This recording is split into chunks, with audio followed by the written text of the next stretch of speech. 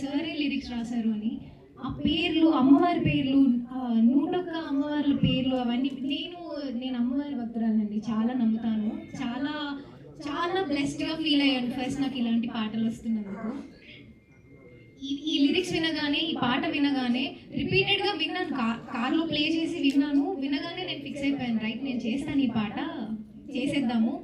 ఏది ప్రజెంట్ చేసినా different presentation ఉండాలి, ఒక పాట నుంచి ఒక పాట అనేది నేను ఎప్పుడైనా ఆలోచిస్తాను. సో అలా ఈ పాట నా దగ్గర రాగానే సార్ కూడా నాకు చాలా మంది చెప్పారు, ఈ పాట రాసేటప్పుడే సార్ మీ గురించి అన్నారు, మిమ్మల్ని పెట్టే తీయాలి అని అనుకున్నారు అని. I'm very happy and I'm very blessed sir, మీ అందరికీ నేను అలా అనిపించినందుకు. And coming to the music, sir నాకు పెద్ద మ్యూజిక్ నాలెడ్జ్ లేదు, కొంచెం ఉన్న మ్యూజిక్ నాలెడ్జ్తో ఒక చిన్న విషయం చెప్తాను.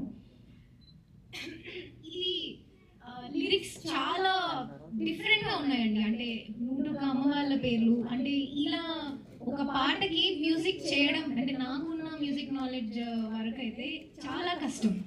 ఎందుకంటే ఇందులో ఆ స్వరాలు కానీ, లేకపోతే ఆ ట్యూన్ అప్స్ అండ్ డౌన్స్ కానీ, అదంతా ఎన్ని ఉన్నాయో ప్రతిదీ కూడా ఆడ్గా అనిపించకుండా, లేకపోతే అది అవుట్ ఆఫ్ ద బాక్స్ వెళ్ళకుండా ఆ మ్యూజిక్, ఆ పాట వింటున్నంతసేపు నాకు ఇట్లా గూస్ బంప్స్ వస్తున్నాయి. అలాంటి అద్భుతమైన మ్యూజిక్ అందించారు సార్ ఎంఎల్ రాజా గారు. థ్యాంక్ యూ అండి, నాకు చాలా హ్యాపీగా ఉంది మీ మ్యూజిక్ డైరెక్షన్లో నేను వర్క్ చేయడం.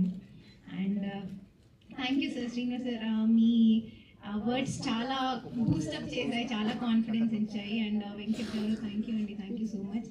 And sir thank you, Rajasekhar sir thank you అండి. అండ్ పవన్ గారు, ఒక చిన్న విషయం ఏంటంటే, మేము ఈ సాంగ్ షూట్ స్టార్ట్ చేసినప్పుడు చాలా ఆటంకాలు వచ్చాయండి మాకు. బేసిక్గా స్టార్టింగ్ నుండి కూడా చాలా వర్షంలో ఫస్ట్ డే షూట్ క్యాన్సిల్ అయిపోయింది. యాక్చువల్లీ 3 days వర్క్ చేశారు పవన్ గారు, బట్ బిఫోర్ ఒక రోజు కూడా మేము చేసాం, వర్షం వచ్చి ఆగిపోవడం లేదా